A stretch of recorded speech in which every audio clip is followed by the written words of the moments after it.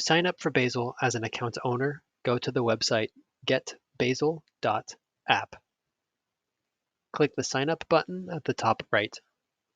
Fill out the basic information, click the CAPTCHA checkbox, and click Register. You will get an email with a 6-digit verification code. Type that code into the verification code box. Then log in with the credentials you just created. Review the terms of service and click Accept. Enter additional account information. The e-sign PIN will be used whenever you are invited to securely sign a document.